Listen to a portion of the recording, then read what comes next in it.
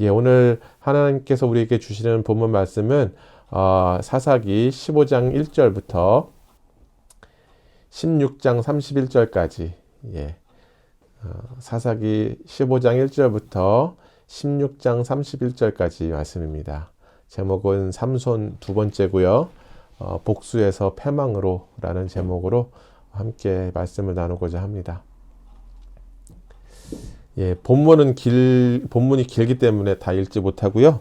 지난주와 같이 바로 말씀으로 들어가도록 하겠습니다. 여러분들 제가 이제 뉴스 기사에서 한번 본 적이 있는데 워렌 버핏 세계적인 투자자죠. 이 사람이랑 한 끼 식사하는데 현재까지 최고가 낙찰 금액이 얼마인지 아십니까?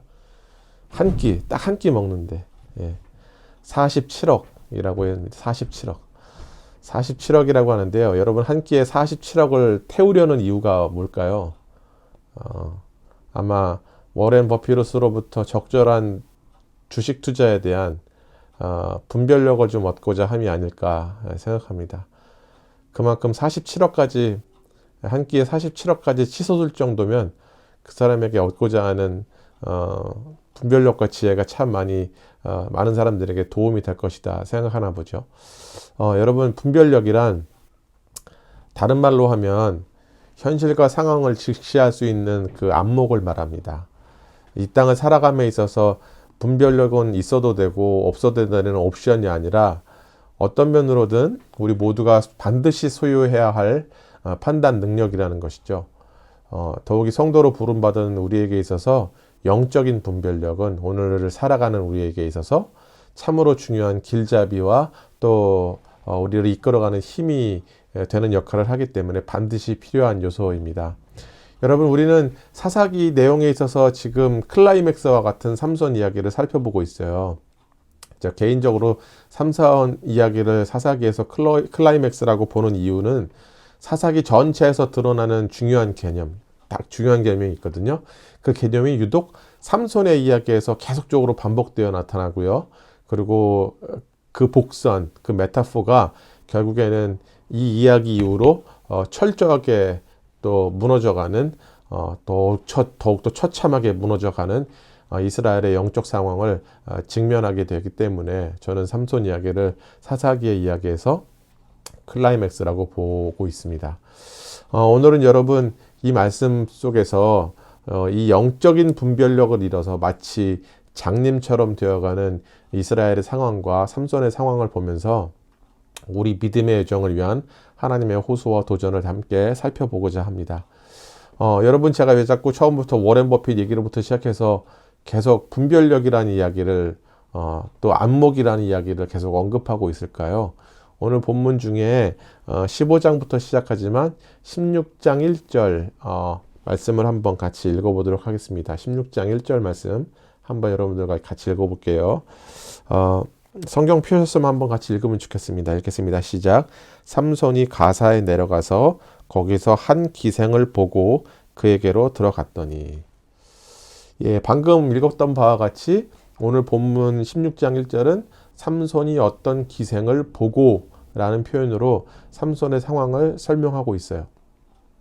여기서 눈으로 보다 라는 표현은 결국 삼손과 이스라엘의 추락을 암시하는 하나의 중요한 메타포 내지는 복선으로 작용합니다. 역사 속에서 본격적으로 등장했었던 삼손은 우리가 지난주에 살펴봤던 14장에서 그가 장성한 뒤 줄곧 자신의 눈에 보기 좋은 대로 행동했던 자였다라는 것을 사사기 저자는 지속적으로 말씀해 주고 있어요. 14장 1절 한번 볼까요? 14장 1절도 이렇게 이야기합니다. 삼손이 딥나에 내려가서 거기서 블레셋 사람의 딸들 중에서 한 여자를 보고 여기서도 동일하게 본다는 말이 등장을 하는 것이죠. 이렇게 반복되는 삼손의 행동을 통해서 사사기 저자는 삼손을 비롯한 이스라엘 전체 영적인 상태를 보여주고자 합니다.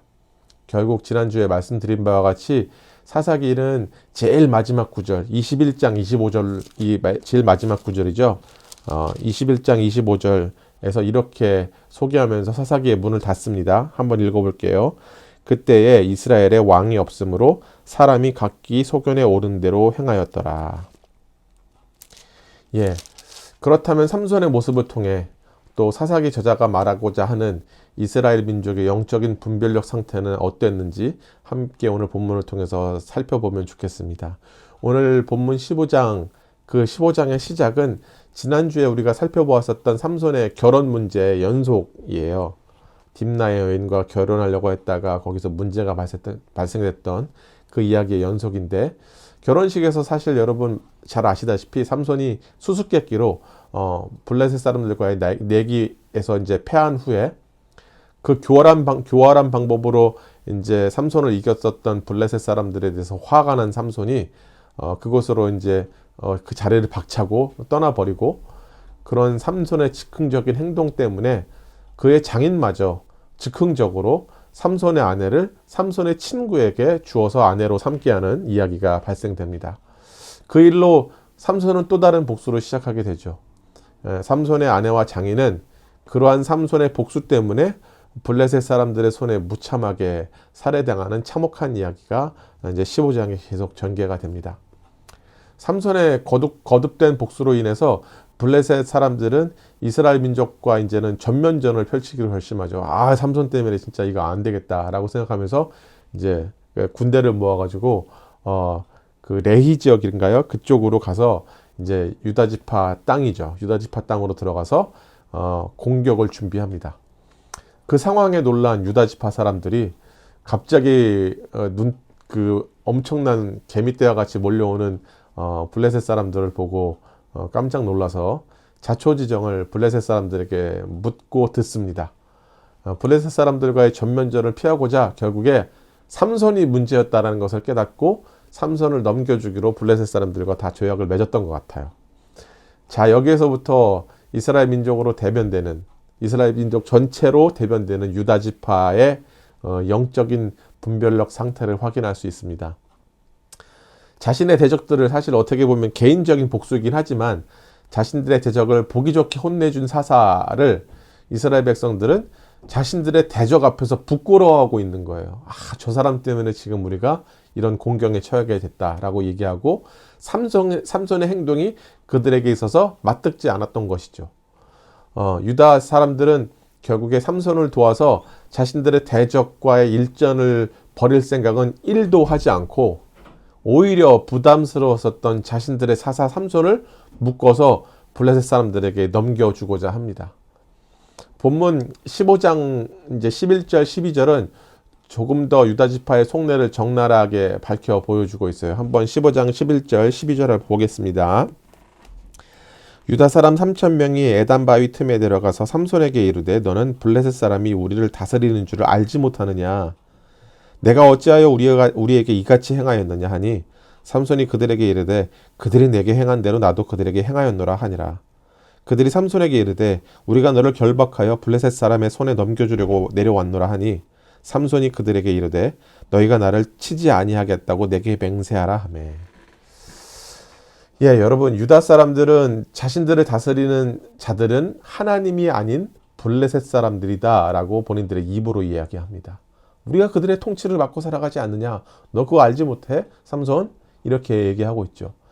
자신들의 안정된 삶을 위협하는 근본적인 원인이 블레셋 사람들이라는 문제를 인식하지 못하고 오히려 지금 그들의 대적으로부터 보장받은 이 안정적인 삶을 흔드는 자가 삼손이다라고 지적하고 있는 거예요. 내가 지금 이 문제의 원흉이야 라고 지적하고 있죠. 삼손을 그들을 위한 구원자로 전혀 알아보지도 못하는 분별력을 상실한 이스라엘의 모습을 지금 보여주고 있어요. 유다 지파 사람들의 이런 모습은 지난주에도 살짝 언급드렸던 바와 같이 블레셋의 억압에 길들여져서 그것을 너무나도 당연하게 받아들였기 때문에 거기서 벗어난다는 것을 상상조차 하지 못하고 심지어 진정한 왕 대신 하나님께 구원해달라고 부르짖거나 호소할 생각조차 하지 않고 있는 모습을 보여줍니다. 제가 지난주에 이제 삼손의 어머니 마노아의 아내 이야기를 들어서 지금 호소가 없는, 전혀 하나님을 찾지도 않는 이스라엘 백성에 대해서 설명을 드렸던 바와 같이 지금 이 장면에서도 이스라엘 백성들로 대변되는 유다 지파는 하나님께 호소할 생각을 전혀 하지 않고 오히려 그들의 구원자인 삼손을 블레셋 손에 넘겨주려는 지금 무지몽매한 행동들을 보여주고 있는 것이죠. 그런데 여러분, 이러한 유다 지파의 모습은 지금껏 사사기가 전개되었던 틀을 무참히 깨버려요. 어떤 의미냐면, 사사기가 진행되었던 그 구조가, 이야기의 방식이 있잖아요. 타락, 그 다음에 하나님께서 심판하시고 그들이 고통받는 가운데 하나님께 호소를 하고, 하나님께서는 사사를 세우셔서 그들을 구원하시고, 평화의 이야기가 지속되다가 이런 식으로 이제 이야기가 돌아가는데, 삼손 이야기 속에서는 이것이 완전히 이 틀이 무너져 버립니다. 아까 말씀드렸던 바와 같이 삼손 어머니의 상황을 통해 하나님을 향한 호소도 없고 하나님을 찾지도 않고 대적들의 억압 속에 길들여져가는 상황을 여실히 보여주고 있죠. 아예 하나님을 찾지 않아요. 이 모든 그 삼손 이야기를 통해서 사사기에 여태까지 진행되었던 이야기의 전개 방식이 아예 뒤틀려져 버립니다. 그런데 사사기 1장 가장 초반에, 사사기가 시작할 때 초반의 내용을 보면 오늘 본문에 등장하는 유다 지파의 원래 모습은 오늘 본문에 나타난 모습과 전혀 달랐다는 것을 알 수 있어요. 제가 한번 찾아서 읽어드릴까요? 사사기 1장 1절부터 4절까지 말씀입니다. 한번 읽어드릴게요. 여호수아가 죽은 후에 이스라엘 자손이 여호와께 여쭈어 이르되 우리 가운데 누가 먼저 올라가서 가나안 족속과 싸우리이까? 여호와께서 이르시되 유다가 올라갈지니라. 보라, 내가 이 땅을 그의 손에 넘겨 주었노라 하시니라. 유다가 그의 형제 시므온에게 이르되 내가 제비 뽑아 얻은 땅에 나와 함께 올라가서 가나안 족속과 싸우자. 그리하면 나도 내가 제비 뽑아 얻은 땅에 함께 가리라 하니, 이에 시므온이 그와 함께 가니라. 유다가 올라가매 여호와께서 가나안 족속과 브리스 족속을 그들의 손에 넘겨주시니 그들이 베색에서 10,000명을 죽이고. 사사기 1장에서 나타났던 유다의 모습, 하나님의 명령을 듣고자 하나님께 물었고 하나님의 뜻을 순종해서 자신들의 대적이 정확히 누구인지를 간파하고 맡겨진 지역을 믿음으로 정복해 나갔던 하나님의 통치 아래 있었던 유다 지파의 모습을 볼 수 있었어요. 그런데 오늘 본문의 상황을 보시면 유다 지파 사람들로 대변되는 이스라엘 민족은 하나님의 구원에 관해, 또 자신들이 맞서 싸워야 할 진정한 대적이 누구인지도 피하 식별조차 하지 못하는 상황임을 알 수 있습니다. 반면에 오늘 본문 16장 초반의 내용을 읽어보면 삼손의 능력을 알아보고 그를 두려워해서 삼손을 제거할 계획까지 세웠었던 블레셋 사람들의 모습 속에서 이스라엘 민족보다 오히려 그들의 대적이었던 블레셋 사람들이 훨씬 더 현실의 문제와 본질을 꿰뚫어 보는 상황을 사사기 저자는 우리에게 고발하고 있어요. 16장 초반에 보면 이제 삼손을 잡으려고 가사 지역에 있는 기생을 만나러 갔던 삼손을 블레셋 사람들이 알아서 밤에 그 사람을 삼손을 치려고 계획했었던 블레셋 사람들의 계획이 나타납니다. 여러분, 이렇게 열거된 상황들을 쭉 보면 이스라엘이나 삼손이나 그들의 궁극적인 문제에는 전혀 관심이 없는 것을 확인할 수 있어요. 대적이 누구인지 신경 쓰지도 않고 하나님의 호소도 그들의 안중에 없고 그냥 지금 살아가는 현실, 보장된 현실 자체에 그냥 변하지 않고 이대로 살아갔으면 좋겠다는 그 현실에 집착되어 있고 고정되어 있는 그들의 안목을 볼 수 있죠.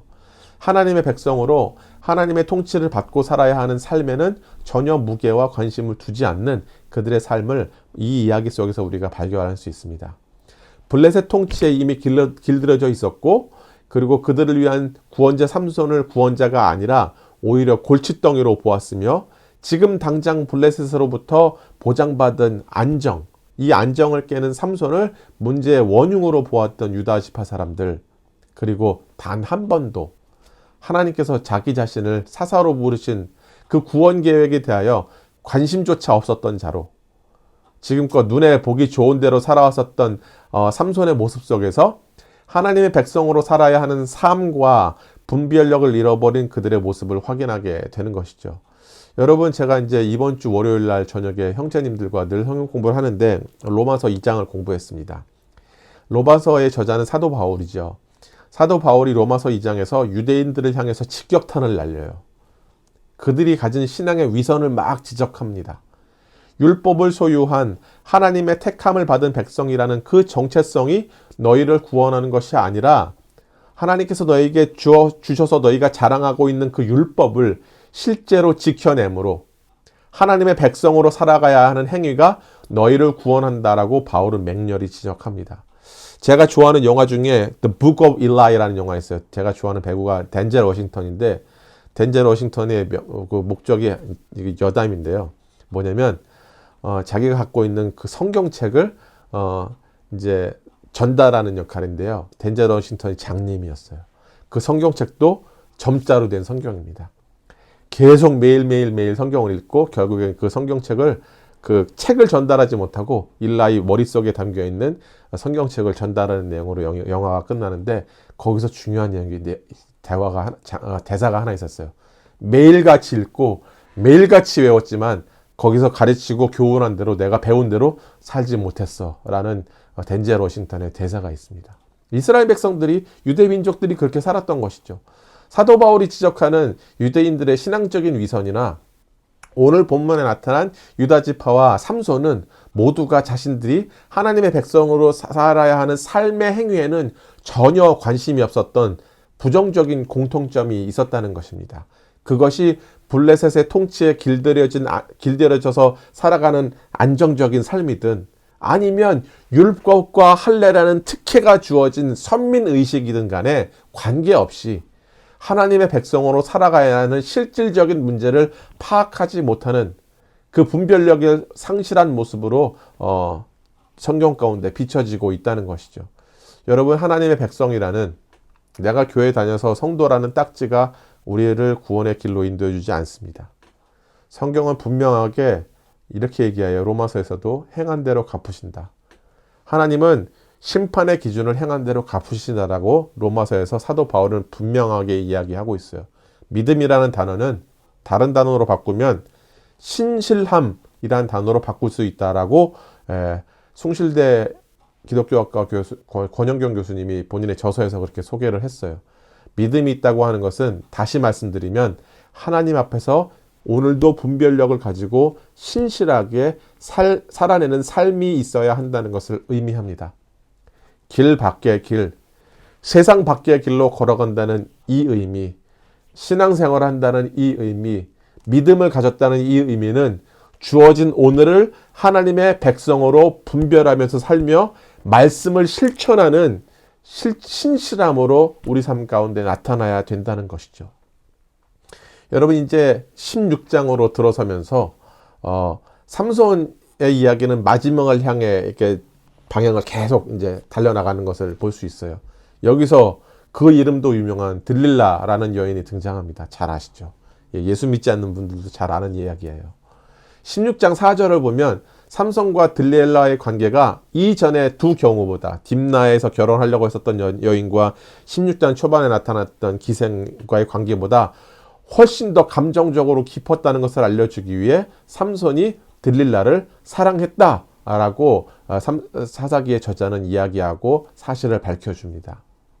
이어지는 모든 이야기의 전개를 보면 여러분 잘 아시다시피 들릴라를 향한 삼손의 사랑은 일방적이지만 진실하게 사랑했었다는 것을 파악할 수 있어요. 정말 진실하게 사랑했었던 것 같아요. 모든 것을 막 내어주잖아요.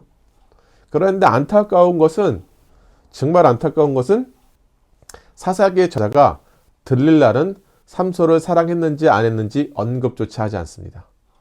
삼손이 들릴라를 사랑했다라고 분명히 성경은 이야기하지만 성경 속에서 이 들릴라가 삼손을 사랑했는지 안 했는지에 대해서 여부는 아예 언급조차 하지 않아요. 이런 상황 속에서 우리가 쉽게 발견할 수 있는 게 무엇인가? 여러분, 삼손이 사랑에 눈이 멀어 자신이 직면한 문제를 또 분별하지 못하고 있음을 성경은 아주 명확하게 보여줍니다. 들릴라의 계속되는 추궁과 블레셋 사람들의 합세가 자신을 노리는 함정임을 파악해야 하는데, 계속되는 들릴라의 추궁에도 불구하고 그 위험한 자리에서 삼손은 떠날 생각조차 하지 못하는, 상황도 제대로 분간하지 못하는 분별력을 상실한 삼손의 모습을 성경은 계속 보여주고 있죠. 너무 이해가 안 되지 않으세요? 계속적으로 들릴라가 추궁하고 그때마다 블레셋 사람들이 다치고 이 상황이 몇 번씩 계속 반복되는데도 삼손은 그 자리에서 떠날 생각조차 하지 않습니다. 정말 상식이 있다면 그 자리를 벗어나는 것이 맞는데, 성경을 읽다 보면 이렇게 삼손이 무지한가 싶을 정도로 아예 공감을 하기 힘들 정도로 무지한 삼손의 모습이 나타나죠. 결국 여러분, 삼손은 본인이 보여주었던 정말 눈에 보기 좋은 대로 살아가던 그의 행위는 결국 그의 영적인 눈을 멀게 했고, 심지어는 영적인 눈뿐만 아니라 육적인 두 눈까지 잃게 되는, 아예 분별을 할 수 없는 상황까지 벌어지게 되는 것을 성경은 이야기합니다. 오늘 삼손 두 번째 이야기를 시작하면서 저는 분별력이라는 단어를 가지고 오늘 말씀을 시작했어요. 중간중간에 나타났던 눈으로 본다 라는 그 표현은 결국 눈에 보기 좋은 대로 살았었던 삼손과 이스라엘 백성의 상황을 고발하는 것이었고, 결국 삼손은 그 눈까지 뽑히는 결말을 통해 완전히 분별력을 상실한 삼손과 이스라엘의 백성들의 모습을 보여줍니다. 그리고 말씀드린 바와 같이 21장 25절로 사사기의 문을 닫는데 여전히 그들은 눈에 보기 좋은 대로 살았다라고 이야기하며 그들의 실패의 이야기를 종지부를 찍어버리죠. 여러분, 노예의 삶에서 광야를 지나서 이 약속된 땅을 얻기 위해서 수많은 전투를 치르고 결국 새로운 땅에 정착하며 살게 되었던 이스라엘 백성들은 그들의 삶의 터전이 바뀌었어도 여전히 그들의 살아가는 법은 바뀌지 말았어야 됐어요. 삶의 터전과 환경이 바뀌었어도 살아가는 방법은 바뀌지 말았어야 돼요. 지난주에 말씀드린 바와 같이 하나님의 백성으로 날마다 그들의 정체성을 확인하고 그들로 정체성의 위협을 가져오는 수많은 상황 속에서 주신 말씀 그대로 분별력을 가지고 옳고 그름을 정확하게 가려내며 살았어야 했습니다. 분별력을 잃기 시작한 그 순간부터 하나님은 그들의 삶에 설 자리가 없었던 것을 우리가 볼 수 있죠. 요즘 우리가 레위기 살펴보잖아요. 레위기의 내용이 뭐예요? 하나님의 백성대로 살아가야 될 삶의 정체성에서 조목조목 하나님께서 말씀해 주시고 그들의 거룩을 유지할 것들을 계속 말씀해 주시고 그들의 정체성을 거기서 찾아볼 수 있도록 하나님께서 그들에게 배려를 해 주셨죠. 그럼에도 불구하고 그들은 약속의 땅에 들어오면서 살면서 옳고 그름을 정확하게 가려내며 살지 못하는 아예 분별력을 잃어버렸던 삶의 모습을 보여줍니다. 사사기 저자는 오늘 본문 통해 우리에게 성도로 하나님의 백성으로 우리에게 잃어가는 분별력을 다시 한번 회복할 것을 말씀합니다. 눈에 보기 좋은 대로 살아갔었던 삼손, 그리고 눈에 보기에 편안해 보이는 현실 때문에 아군과 적군을 분간하지 못하면서 현실적인 삶에 짓눌려 살던 유다 지파의 사람들의 모습을 통해 지금 우리의 현실들을 다시 한번 돌아볼 것을 권유합니다. 오늘 우리가 회복해야 하는 분별력이란 오늘도 말씀을 따라 그 말씀에 의지하여 오늘 하루를 삶의 제사로 거룩히 살아내야 함을 깨닫는 능력을 분별력이라 이야기합니다.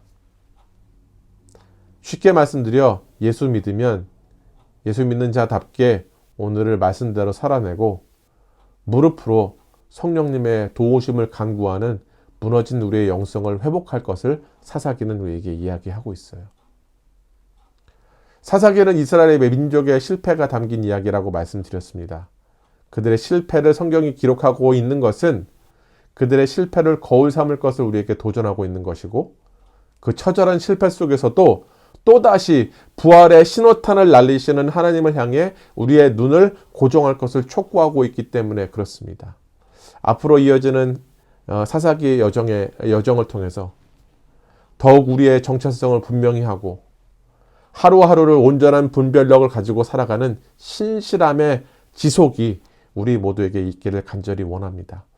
사사기에 나타나는 하나님의 모습을 한번 기억해 보세요. 여러분, 오늘 우리가 드렸던 찬양이잖아요.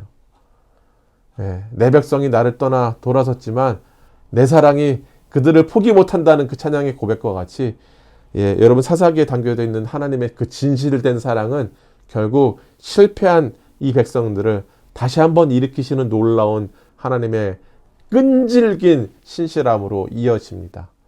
여러분, 비록 우리가 지금 혹시나 영적인 안목을 잃어서 영성이 바닥을 치고 있고 말씀과는 전혀 어울리지 않는 삶을 살고 있다 하더라도 우리를 향하는 그 하나님의 사랑은 변하지 않음을 기억하시고 다시 한번 일어서서 뚜벅뚜벅 우리의 믿음의 걸음을 한 걸음 한 걸음 내딛는 놀라운 믿음의 행보가 있기를 간절히 축원합니다. 기도하겠습니다.